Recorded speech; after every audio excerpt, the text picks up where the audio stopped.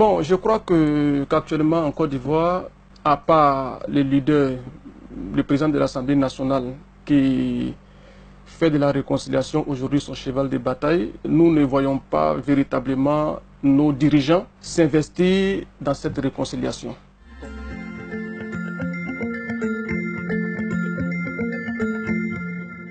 Déjà, je crois que le député Méambli, Agir pour le peuple, a un projet de loi sur l'amnistie. Mais la seule personne qui est la mieux placée aujourd'hui, je crois que c'est le président de la République qui doit effectivement poser des actes forts pour cette réconciliation. Ce que moi je demande au président de la République et ce que je demande même à tous les Ivoiriens ainsi qu'à tous les leaders politiques, c'est la libération des prisonniers politiques. Si ces prisonniers ne sont pas libérés, il ne peut en aucun cas avoir la réconciliation en Côte d'Ivoire.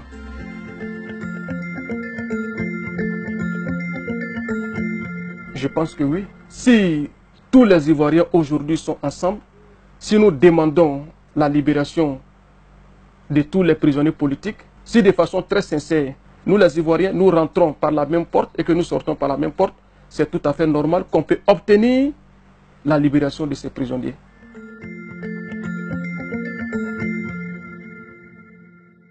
Aujourd'hui, nous sommes obligés d'aller à la réconciliation.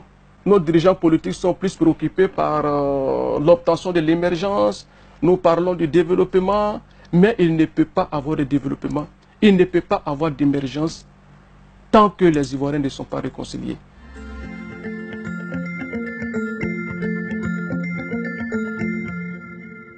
Évidemment, je l'ai soutenu, puisque je crois que cette démarche d'obtention de l'amnistie a pour but d'obtenir effectivement la réconciliation.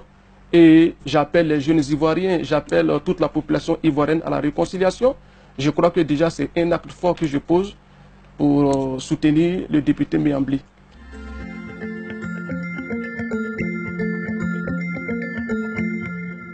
Le corps préfectoral a eu une belle réaction. Parce qu'il faut dire que ces préfets-là sont en contact avec les populations à travers nos départements et à travers la Côte d'Ivoire. Ces préfets sont conscients des réalités. Et aujourd'hui, il y a une grande muette qui aspire à une réconciliation. Donc, si ces préfets ont eu le courage de dire ça au président, c'est que le président doit savoir que c'est la parole du peuple.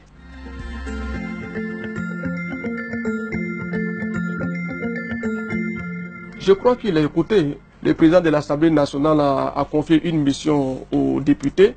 Et je crois que je peux prendre mon exemple, puisque déjà sur les réseaux sociaux, à travers les meetings, à travers les rencontres que j'ai avec les jeunes, et dans les jours à venir, j'ai des meetings un peu partout dans le pays pour annoncer cette réconciliation, pour parler aussi à la jeunesse des enjeux de cette réconciliation.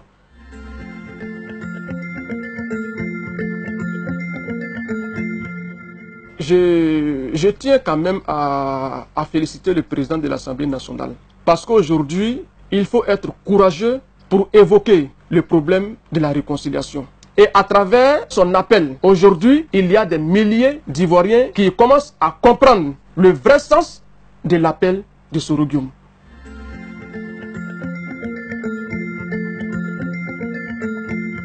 Le fait que le président de l'Assemblée nationale, Soro Guillaume, invite la présidente de l'Assemblée nationale du Rwanda pour la rentrée parlementaire en Côte d'Ivoire. Et vu le discours qu'elle a tenu, c'est un signal fort, c'est un exemple. Il invite les Ivoiriens de regarder le cas du Rwanda.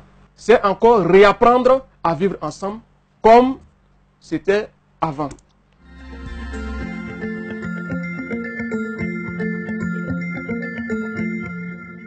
Bon, vous savez, je ne suis plus dans un contexte de parti politique.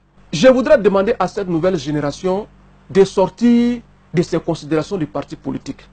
Nous devons avoir une nouvelle génération qui doit se soucier pour l'avenir de notre pays.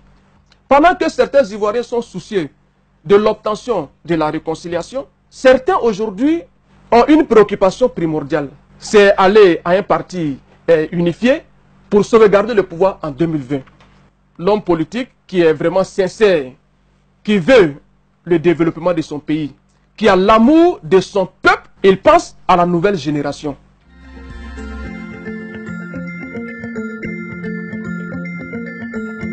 Il faut d'abord se poser la question, pourquoi est-ce qu'aujourd'hui, nous voulons obligatoirement aller au parti unifié? Le parti unifié n'a qu'un seul objectif, sauvegarder le pouvoir en 2020.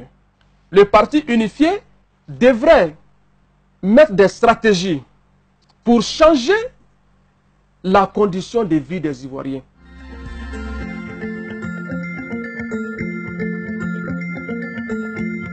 Aujourd'hui, le vrai débat en Côte d'Ivoire ne devrait pas se résumer au parti unifié. Le vrai débat de la Côte d'Ivoire aujourd'hui, c'est le changement des conditions de vie des Ivoiriens. Moi, je suis député. Je sais comment ma population vit. Et c'est de ça qu'il devait s'agir aujourd'hui. Mais nous voyons que l'objectif du parti unifié, c'est de toujours sauvegarder le pouvoir. Et je crois que cela m'importe peu.